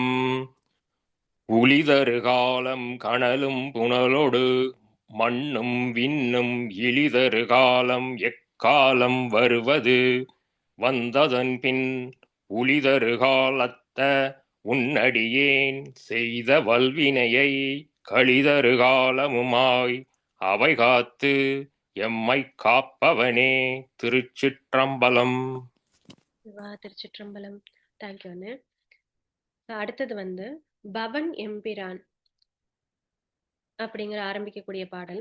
குளிர்ந்த சந்திரனை சூடியவன், பவன் எம்பிரான் அப்படின்னா குளிர்ந்த சந்திரனை சூடியவன், தேவர்களின் தலைவன், என் சிறுமையை பார்க்காமல் என்னை ஆட்கொண்டவன் என் சிவபெருமான். அவன் என் தலைவன், நான் அவன் அடியேன் என்று பெருமையாக சொல்லிக் கொள்வேன். இந்த உலகத்தை ஆளும் இறைவா, உன்னை நான் அடையும் வழியை எனக்கு காட்டி அருள்வாய். எனக்கு வேற எதுலையும் பெருமை இல்லை. நான் இங்க இருக்கேன், இப்படி இருக்கேன், இந்த ஊரு, இந்த குலம், இது எதுலையும் எனக்கு பெருமை இல்லை. உன் அடியவன் சொல்றதுல மட்டுமே அது மட்டுமே எனக்கு விருப்பம், அதை மட்டுமே நான் பெருமையாக நினைக்கிறேன் அப்படின்னு சொல்றாரு. அப்போ குளிர்ந்த சந்திரனை சூடியவனே அப்படின்னா அந்த சந்திரன் வந்து மனதுக்கு ஒப்பாக சொல்லப்படுது. குளிர்ந்த சந்திரன்னா அந்த மனம் எப்போதுமே குளுமையானதாக இருக்குதான். அதை பிறையில் சூடியவனேன்னு சொல்லும் போது இந்த இடத்துல மாணிக்க வாசகர் அவருடைய மனம் இருக்கக்கூடிய தன்மையும் சொல்றாரு. அப்படி நீ சூடியிருப்பதனால என்னுடைய மனமும் குளிர்ந்தது போல இருக்கு. அது ஊழி காலமாக இருந்தா என்ன, எந்த காலமாக இருந்தாலும் என்ன, என்னுடைய மனம் அப்படி குளிர்ந்த நிலையிலேயே எப்போதும் இருக்கிறது. ஏன்னா நீ அந்த குளிர்ந்த பிறையை நீ சூடியிருக்கிறாய் அப்படின்னு. தேவர்களின் தலைவனே, எல்லோருக்கும் தலைவனே, இந்த உலகத்தையே ஆள்பவனே, இந்த பிரபஞ்சத்தையே இயக்குபவனே, நீ என்னை ஆட்கொண்டதனால், நான் உன்னைய தேடி வரல. நான் இறைவன் வந்து கேட்டா கூட நம்ம எல்லாம் என்ன சொல்லுவோமா, இந்த வேலை கொஞ்சம் இருக்கு, என்னுடைய பேரன் பேத்தி இப்பதான் பிறந்திருக்கு, அவங்களுக்கு கல்யாணம் பண்ணி முடிச்சுட்டு இது இருக்கு, அவங்க காலேஜ் போறத பார்த்துட்டு அப்புறம் இதை முடிச்சுட்டு வரேன் வந்து கேட்டோம்னா நம்ம சரின்னு வருவோமா? அந்த இறைவனையே பார்த்தாலும் சரின்னு வருவோமா அப்படின்னு கேட்டா தெரியாது. நான் கேட்கும் போதுதான் தெரியும் நமக்கு. அப்பதான் என்னென்ன எதெல்லாம் விட்டுட்டு வர்றதுக்கு நமக்கு கஷ்டமா இருக்கு அப்படின்னு. அப்ப அது போல அப்படி இவர் என்ன சொல்றாரு, நீ தான் என் தலைவன், எனக்குன்னு ஒண்ணு கிடையாது, நீ என்ன சொல்றியோ அதை செய்யறது மட்டுமே என் கடன் அப்படின்னு சொல்றாரு. அவன் என் தலைவன், நான் அவன் அடியவன் என்ற உறவு அடிமைத்தனம் அல்ல, இது அன்பினால் ஏற்பட்ட உரிமை அப்படின்னு சொல்றாரு. ஒரு அன்பினால கொடுக்கக்கூடிய உரிமையா, அதாவது எப்படி சொல்றது, ஒரு ஒரு ரொம்ப ஒரு பெஸ்ட் ஃப்ரெண்டா இருக்கும்போது அவங்க வந்து திட்டுறதுக்கும் நம்ம வந்து உரிமை கொடுப்போம். ஏன்னா நம்மளுடைய நல்லத கருத்துல கொண்டு அவர்கள் கண்டிக்கிறாங்க அப்படின்னா அவர்களுக்கு அந்த உரிமை எல்லாமே இருக்கு. ஏன்னா நம்ம மேல அக்கறை யாருக்கு இருக்கோ அவர்களுக்கு கண்டிப்பதற்கான உரிமையும் உண்டு இல்லையா? அக்கறை இல்லாதவர்கள் சொல்றத விமர்சனமாக எடுக்கிறோம். ஆனா அக்கறை உள்ளவர்கள் சொல்லுவதை கண்டிப்பாக எடுக்கிறோம். அப்படி அதுக்கு எல்லா உரிமையும் இருக்கு, நம்ம தான் அந்த உரிமையை வந்து கொடுக்கிறோம். அப்ப அப்படி உனக்கு எல்லா உரிமையும் இருக்கு அப்படின்னு, என்னை அடிமை கொள்றதுக்கு உனக்கு உரிமை இருக்கு அப்படின்னு சொல்றாரு. இதையே திருநாவுக்கரசர் எப்படி சொல்றாரு, என் கடன் பணி செய்து கிடப்பதே, இறைவன் என் எஜமானன், அவனது பணியை செய்வதே என் பிறவி பயன் என்ற இந்த எண்ணமே அவர் கல்லோடு கட்டி கடலில் எரியப்பட்ட போதும் நமச்சிவாய அப்படின்னு சொல்லி மேல வர முடிஞ்சது அப்படின்னு சொல்றாங்க. இத படிக்கலாம். கீதா பாலாஜி. கீதா உங்களுக்கு அன்மியூட் பண்ண வருதா? வரலையா? கீதா எப்ப வருதா பாருங்க. கேக்குதா? கேக்கு. பவன் எம்பிரான் பனி மாமதி கண்ணி விண்ணோர் பெருமான் சிவன் எம்பிரான் என்னை ஆண்டு கொண்டான் என் சிறுமை கண்டும் அவன் எம்பிரான் என்ன நானடியேன் என்ன இப்பரிசே பூவன் எம்பிரான் தெரியும் பரிசாவது இயம்புகவே. தேங்க்யூ கீதா. அடுத்தது, புகவே தகேன் உனக்கு அன்பரும். உன் அடியார்களுடன் சேரும் தகுதி எனக்கு இல்லாவிட்டாலும் என் மாணிக்கமே, நீயாக என்னை ஆண்டு கொண்டாய். தாழ்ந்த நிலையில் இருந்த என்னை உயர்த்தி விண்ணோர்களும் பணி செய்யும்படி செய்தாய். என் தலைவனே, என்னை தேர்ந்தெடுத்து நீ நடத்திய இந்த திருவிளையாடல் எண்ணி எண்ணி சிரிக்கத்தக்க ஒரு பெரும் கருணையாகும். தகுதியே இல்லாத எனக்கு இறைவன் அருள் புரிந்தது அவன் நடத்திய நாடகம். இதுல இவர் எப்படி சொல்றாருன்னா, ஒரு தகுதியுள்ள ஆளை நீ எடுத்து ஒரு நல்ல ஸ்கில்ஃபுல்லான ஒரு பர்சனை எடுத்து அவனை உனக்கு வந்து அடியாள ஆக்கி கொண்டா கூட அதுல ஒரு நியாயம் இருக்கு. ஆனா எனக்கு எந்த தகுதியும் இல்லை, உன்னைய வந்து அடையிறதுக்கு எந்த தகுதியும் இல்லை. அப்படி இருக்க நான் உன்னைய வேண்டவும் இல்லை, உன் பக்கத்துல வரணும்னு உன்னைய பார்க்கணும்னு நான் நினைக்கவும் இல்லை. அப்படி இருக்கும்போது நீ என்னைய சூஸ் பண்ணி என்னைய தேர்ந்தெடுத்து என்னைய உன்னுடைய ஆளா ஆக்கி கொண்டையே, அதை நினைச்சா எனக்கு சிரிப்பு தான் வருது. நீ எப்படி என்னைய வந்து தேர்ந்தெடுத்த அப்படின்னு சொல்றாரு. தகுதியே இல்லாத எனக்கு இறைவன் அருள் புரிந்தது அவன் நடத்திய நாடகம், அவனுடைய திருவிளையாடல். இதெல்லாம் நாடகம்ங்கிறது இங்க கருணை அப்படின்னு சொல்லப்படுது. அப்ப எந்த தகுதியும் தேவையில்லை அப்படிங்கறத இந்த இடத்துல திரும்ப திரும்ப சொல்றாரு. உதாரணம் வந்து அருணகிரிநாதரனுடைய வாழ்க்கையையும் சொல்றாங்க. வாழ்க்கையில் தடம் மாறி தற்கொலைக்கு முயன்ற அவரை முருகப்பெருமான் தடுத்தாட்கொண்டு திருப்புகழ் பாட வைத்தார். அப்ப அவர் எனக்கு எந்த தகுதியும் இல்லை அப்படின்னு எப்ப நினைச்சு, முருகா எனக்கு நான் எல்லா தகுதியும் இழந்துட்டேன், நான் இருக்கிறதுக்கே தகுதியானவன் அல்ல அப்படின்னு சொல்லி, அதுவும் முருகனை நினைச்சு வேண்டி முருகான்னு சொல்லி கீழே விழுகும்போது அப்போ முருகன் வந்து தடுத்தாட்கொண்டார் இல்லையா? அது மாதிரி நான் எனக்கு தகுதியே இல்லைன்னு எப்ப உணர்றோமோ அப்போது அவர் நம்மை தகுதியா உடையவனாக ஆக்குகிறார் அப்படின்னு சொல்றாங்க. அலமேலு பாலாஜி, ஒரு நிமிஷம் டாக்கிங் இருக்கு. இப்போ பாருங்க. அலமேலு கேக்குதா? பாலாஜி. ஹலோ, கேக்குது, பாருங்க. Okay, thanks. திருச்சிற்றம்பலம். புகவே தகேன் உனக்கு அன்பருள் யான் என் பொல்லாமணியே, தகவே எனை உனக்கு ஆட்கொண்ட தன்மை எப்புண்மையரை, மிகவே உயர்த்தி விண்ணோரை பணித்தி அண்ணாமுதே, நகவே தகும் எம்பிரான் என்னை நீ செய்த நாடகமே. திருச்சிற்றம்பலம். திருச்சிற்றம்பலம். நன்றி அலமம். ஸோ இதோட இந்த பாடல் மெய்யுணர்தல் 10 இதுவும் முடியுது. இதுல ஆரம்ப 1லிருந்து 3 பாடல் வரை அகமாற்றத்த பத்தி சொல்றாங்க. அதாவது நம்ம நம்ம மனசுல நடக்கக்கூடிய மாறுதல், டிரான்ஸ்ஃபர்மேஷன பத்தி சொல்றாங்க. அப்படியே உடம்புல புல் அரிக்கிறது, அது உடம்புலயே தெரியும். அப்படியே கண்ணீரா கொட்டுறது, அவன நினைச்சு ஏங்குறது, அப்படி நமக்கு உடலுக்கே அந்த ஒரு மாற்றங்கள் நடக்குது அப்படிங்கிறத உணர முடியும். இத 1லிருந்து அந்த 3 பாடல்கள் வரையும் நமக்கு விளக்குறாங்க. அந்த முதல் 3 பாடல்கள்ல. அகமாற்றம் தெரியுது. இடைநிலை அடுத்தது 4லிருந்து 6 பாடல்கள் வரையும் தெளிவும் தேடலும். எதெல்லாம் வேண்டாம், இதெல்லாம் நமக்கு வேண்டாம். புகழ் வேண்டாம், இது வேண்டாம், பொன் வேண்டாம், பொருள் வேண்டாம், எதுவும் வேண்டாம். அதெல்லாம் கொடுத்தா கூட நான் சரின்னு ஒத்துக்க மாட்டேன். நீ தான் வேணும் அப்படின்னு திடமாக தேடக்கூடிய தெளிவும் தேடலும், தெளிவான தேடல். அதை 4லிருந்து 6 பாடல் வரையும் சொல்லுது. 7, 8 முதிர்ந்த நிலை, அதாவது பேரறிவும் சரணாகதியும். ஒரு பேரறிவுன்னா ஞானம், அந்த இறைவனை பற்றின ஞானமும் சரண்டர் சரணாகதியும் உணர்த்தக்கூடிய நிலையை அந்த 7ம் 8ம் பாடல் சொல்லுது. 9, 10 வந்து இரண்டர கலத்தல், இறைவனோடு கலக்கக்கூடிய அந்த தன்மையை பற்றி விளக்குது. இதுல நம்ம இந்த பத்தினி பதிக்கு எழுதக்கூடிய கடிதம் அப்படின்னு பார்த்தோம் இல்லையா, அதை வச்சே பார்த்தோம்னா கூட முதல்ல ஒரு நிச்சயதார்த்தம் அப்படின்னு சொல்லி அந்த கல்யாணம் நிச்சயம் பண்ணும்போது அப்ப அந்த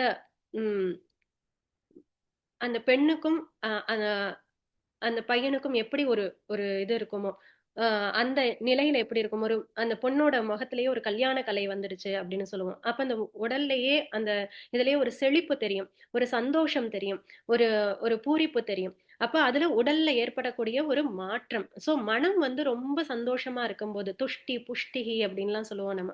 அப்ப மனம் வந்து ரொம்ப நிறைவாக சந்தோஷமாக இருக்கும்போது அந்த அக மாற்றமானது உடல்லையும் தெரியும் அப்படின்னு சொல்றாங்க. அப்ப அதுதான் அந்த முதல் இது. அடுத்தது அதாவது மனம் ஒரு அண்டர்ஸ்டாண்டிங் இருந்தா போதும். நமக்கு இந்த பொண்ணோ பொருளோ சீதனமோ இதெல்லாம் தேவையில்லை அப்படின்னு ஒரு புரிதல் வர்றது. மனம் 2ம் ஒன்னா சேர்ந்து அந்த புரிதல் இருந்தா போதும் அப்படிங்கிற அந்த உண்மை தெளிவு வர்றது. அதுக்கப்புறம் மத்தவங்க என்ன சொல்லுவாங்க, பல உறவுகள் நம்மள சூழ்ந்து இருக்கும். ஆனா மத்தவங்க சொல்றதை கேட்டு நமக்குள்ள ஒரு பூசல் வந்துடக்கூடாது அப்படின்னு அவங்க 2 பேரும் பேசி அந்த ஒரு அண்டர்ஸ்டாண்டிங்க்கு வர்றது. மத்தவங்க சொல்றதுல காதுல கேட்டு சண்டை வந்துடாம இவங்க 2 பேருக்குள்ளேயும் ஒரு புரிதலுக்கு ஏற்படுத்திக்கக்கூடிய ஒரு ஒரு ஒரு ஸ்டெப் அப்படின்னு சொல்லலாம். அந்த மன மாற்றம். அறிவு, போலியான உறவுகளை விலக்கி வைக்கக்கூடிய தன்மை, இதெல்லாம் நமக்கு தேவையில்லை அப்படின்னு விலக்கி வைக்கக்கூடிய தன்மை. அதுக்கப்புறம் இந்த உறவு மட்டுமே என்றுமே நிலைத்திருக்கக்கூடிய உறவு. அந்த மனப்புரிதலோடு சேர்ந்து நடத்தக்கூடிய அந்த பதியும் பத்தினியும் இரண்டு பேருமே ஒன்றாகவே கடைசியா பயணம் பண்ணக்கூடிய தன்மை, இந்த உறவை என்றும் நீடிச்சிருக்கக்கூடிய தன்மை அப்படின்னு. ஏன் நம்ம இந்த பத்தினிக்கு வரோம்னா இது கொஞ்சம் ஈஸியா இருக்கும், நமக்கு புரிஞ்சு கொள்ளக்கூடிய தன்மையில இருக்குங்கிறதுக்காக நம்ம சொல்றோம். ஆனா இதையும் விட ஒரு பல்லாயிரம் ஆண்டு மடங்கு பெரிய ஒரு பேரானந்தம் அப்படின்னா அது இறைவனோட கலக்கக்கூடியது. ஆனா நம்ம ஒரு சின்ன மேப் பண்ணி பாத்துக்கலாம் அப்படின்னா இந்த பத்தினி உறவுக்குள்ள அந்த இதை வந்து நம்ம கொண்டு வந்து பாத்துக்கலாம். சோ இறைவனின் மகா நாடகத்துல இதுல என்ன இன்ப துன்பங்கள் கஷ்டம் எது வந்தாலும் அந்த இறைவனோட மகா நாடகத்துல இதுவும் ஒரு பார்ட். மொத்த படத்திலையும் இந்த சீனும் இருக்கணும், இப்படியும் இருக்கணும், ஒரு இன்பமும் இருக்கணும், ஒரு கஷ்டமான தன்மையும் இருக்கணும். அதுக்கப்புறம் தான் அந்த ஒரு கிளைமேக்ஸ் வரும். அந்த கிளைமேக்ஸ் வந்ததுக்கு அப்புறம் தான் எல்லாம் அந்த ஒரு இது வந்து முடிவுக்கு வரும் அப்படிங்கிறத நம்ம உணரணும். அப்போ இதை இப்படி நம்ம பண்ணி பார்க்கும்போது இந்த மாணிக்கவாசகர் சொல்ல வர அந்த உணர்வு நமக்கு ஏன் இது வந்து அப்பாற்பட்டதாக இல்லாம நம்ம கூட எப்படி அந்த உணர்வுல பயணம் பண்ணலாம் அப்படிங்கறத புரிஞ்சுக்கலாம். சோ இதோட இன்னைக்கு இந்த இதை முடிச்சிடலாம் பிரார்த்தனை பாடலோட. முருகப்பன் அவர்கள் இருக்கீங்களா? எம்ஜி இருக்க மீனா. குழைத்தால் பண்டை கொடுவினை நோய் காவாய் உடலாய் கொடுவினையேன் உழைத்தால் உறுதி உண்டோதான் உமையாள் கனவாய் என யாழ்வாய் பிழைத்தால் பொறுக்க வேண்டாவோ பிறை சேர் சடையாய் முறையோ என்று அழைத்தால் அருளாது ஒழிவதே. அம்மானே உன் அடியேற்கே கூறும் நாவே முதலாக கூறும் கரணம் எல்லாம் நீ தேரும் வகை நீ திகைப்பு நீ தீமை நன்மை முழுதும் நீ வேறோர் பரிசிங்கு ஒன்றில்லை மீமை உன்னை விருத்துரைக்கில் தேரும் வகையன் சிவலோகா திகைத்தாள் தேற்ற வேண்டாவோ வேண்டத்தக்கது அறிவோய் நீ வேண்ட முழுதும் தருவோய் நீ வேண்டும் அயன்மார்க்கு அறியோய் நீ வேண்டி என்னை பணி கொண்டாய் வேண்டி நீ அது அருள் செய்தாய் யானும் அதுவே வேண்டின் அல்லால் வேண்டும் பரிசொன்று உண்டென்னில் அதுவும் முந்தன் விருப்பன்றே வேண்டும் பரிசொன்று உண்டென்னில் அதுவும் முந்தன் விருப்பன்றே. கல்லாப்பழியும் கரதாப்பழியும் கசிந்துருகி நெல்லாப்பழியும் நினையாப்பழியும் நின் அஞ்செழுத்தை சொல்லாப்பழியும் துதியாப்பழியும் தொழாப்பழியும் எல்லா பழியும் பொறுத்தல்வாய் கட்சி ஏகம்பனே. திருச்சிற்றம்பலம். ரொம்ப நன்றி, ரொம்ப நன்றி, ரொம்ப நல்லா இருந்தது. Thank you so much. வாழ்த்து வாழ்த்து யாரும் சொல்றீங்களா? திவ்யா இருக்கீங்களா? சொல்லவா மீனா? சொல்லுங்க. சொல்லுங்க வள்ளி. மான்முகில் வழாது பெய்க மலிவளம் சுரக்க மன்னன் கோன்முறை அரசு செய்க குறைவிலாது உயிர்கள் வாழ்க நான்மறை அறங்கள் ஓங்க நல்தவம் வேள்வி மல்க மேன்மைகொள் சைவ நீதி விளங்குக உலகமெல்லாம். சிவா திருச்சிற்றம்பலம். திருச்சிற்றம்பலம். நன்றி நன்றி வள்ளி. இப்ப அந்த கேள்வி ஏதோ இருக்குன்னு நாங்க அண்ணன் அதை நம்ம டிஸ்கஸ் பண்ணலாம். அண்ணன் சொல்லலாம். சித்தண்ணாமலை அண்ணன் கேட்டாங்க.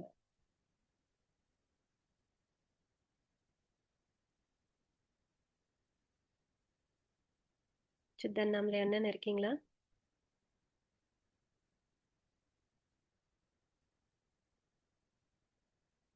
ஓகே, வேற யாருக்கும் எதுவும்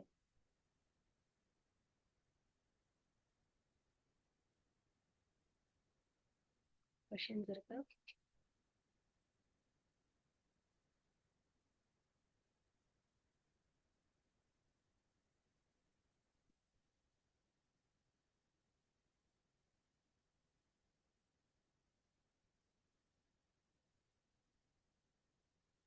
ஓகே, நேத்து வந்து எல்லாரோட அந்த விஷன்ஸுமே ரொம்ப நல்லா இருந்தது. நீங்க எல்லாரும் போட்டது ஆடியோஸ் எல்லாமே ரொம்ப நல்லா இருந்தது. ஆடியோவை வந்து எப்படி கலெக்ட் பண்ணி ஒரு இதுவா போடுறதுங்கிறத நாங்க யோசிச்சுட்டு சொல்றோம். பட் நீங்க பண்ணது எல்லாத்தையும் இப்போ நான் ஒரு ஸ்லைடா டிஜிட்டல் பிடிஎஃபா கிரியேட் பண்ணலான்னு பார்த்தேன். நீங்க டெய்லி போடுற அந்த வேர்சஸை நீங்க எப்படி ஏஐ பிக்சர்ஸ் கிரியேட் பண்ணீங்க, நீங்க அந்த பிக்சர் போடும்போது உங்களோட ஃபுல் நேம் கொடுங்க. ஏன்னா அந்த இதுல என்ன டிஸ்ப்ளே ஆகுதோ அதை தான் நான் இங்க பேர் போட்டிருக்கேன். ஃபுல் நேம் அண்ட் ஊர் கொடுத்தீங்கன்னா நல்லா இருக்கும். ஸோ ஃபைனலா ஆஃப்டர் 21 days நமக்கு இது பார்க்கறதுக்கு கொஞ்சம் அப்புறமா திருப்பி புரட்டி பார்க்கறதுக்கு கூட நமக்கு ரொம்ப ஒரு நல்ல மெமரியா இருக்கும் அப்படின்னு நினைக்கிறேன். ஸோ இந்த திருவண்ட பகுதி அந்த லிரிக்ஸை கொடுத்து வள்ளி அவங்க பண்ணியிருந்தாங்க. கீர்த்தி திருஅகவல் இது வந்து பிரியா அப்படிங்கிறவங்க கொடுத்துருந்தாங்க இந்த 2 ஏஐ பிக்சர்ஸும். அதுக்கப்புறம் ஸ்ரீனி அண்ணன் வந்து அவங்க இதை எழுதி அதுக்கப்புறம் இந்த ஏஐ பிக்சர்ஸ் கொடுத்துருந்தாங்க. இது ரொம்ப நல்லா இருந்தது. அதுக்கப்புறம் மீனா அவங்க வந்து ரொம்ப அழகா வரைஞ்சிருந்தாங்க. ரொம்ப அழகா இருந்தது இந்த எக்ஸாம்பிள், ரொம்ப நல்லா இருந்தது. அதுக்கப்புறம் சரவண சொக்கலிங்கம் அண்ணா அவங்க வந்து இதை எழுதி அனுப்பிச்சிருந்தாங்க. ஸோ ஆடியோஸ் மட்டும் நான் கலெக்ட் பண்ணி அதுக்கப்புறம் எப்படி நாங்கள் அதை கம்பைன் பண்ணுறதுன்னு பார்த்துட்டு சொல்கிறோம். ஸோ இதை ஒரு டிஜிட்டல் பிடிஎஃபாக கிரியேட் பண்ணலாம் அப்படிங்கிறது ஒரு ஐடியா. ஸோ உங்களோட இதெல்லாம் நீங்கள் வந்து கண்டிப்பாக அனுப்புங்க, எழுதுங்க. ஆடியோஸும் அனுப்புங்க. ஆடியோஸை நம்ம அதுக்கப்புறம் நம்ம கலெக்ட் பண்ணி போடலாம். ஸோ வேற ஏதாவது இருந்தா ஹேண்ட் ரைஸ் பண்ணலாம். இல்லைன்னா நம்ம கிளாஸ் முடிச்சுக்கலாம்.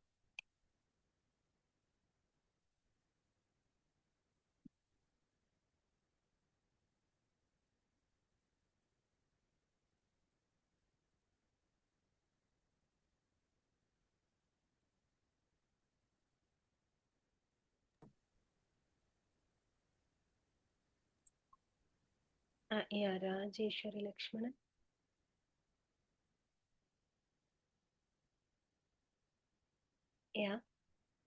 ராஜி சொல்லுங்க. வணக்கம் மீனா. எனக்கு ஒரே ஒரு ரெக்வெஸ்ட் தான். இப்போ ஒரு அண்ணன் அந்த வேண்டத்தக்கது அது பாட்டாங்கல்ல, ஆமா அத மட்டும் அவங்க வாய்ஸ் நோட்டா அதுல பாடுறத போட முடியுமா நம்ம குரூப்ல? ரொம்ப நல்லா இருந்தது.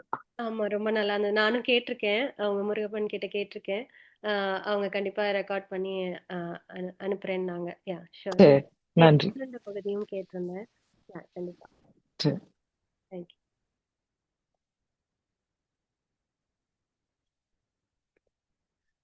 இன்னைக்கு கொஞ்சம் ஜாயின் பண்ணவங்க எல்லாருக்குமே அலோ டு டாக்குன்னு கொடுத்தேன். அதனால தான் நீங்க எல்லாருமே அந்த இதுல வந்திருக்கீங்கன்னு நினைக்கிறேன். ஸோ சில பேருக்கு கொடுக்க முடியல. நான் கிளாஸ் ஆரம்பிச்சதுக்கு அப்புறம் ஜாயின் பண்ணவங்களுக்குலாம் கொடுத்துருக்க மாட்டேன். ஸோ வேற ஏதாவது இருந்தா இது பண்ணலாம். இல்லைன்னா ஓகே முடிச்சுக்கலாம், கிளாஸ் முடிச்சுக்கலாம். Thank you. Thanks Meena. Thank you Meena. Thank you Meena. Thanks Meena. Thank you thank you Raji. Meena, ரொம்ப நல்லா இருந்துச்சு. தேங்க்யூ. தேங்க்யூ. சாவித்ரி.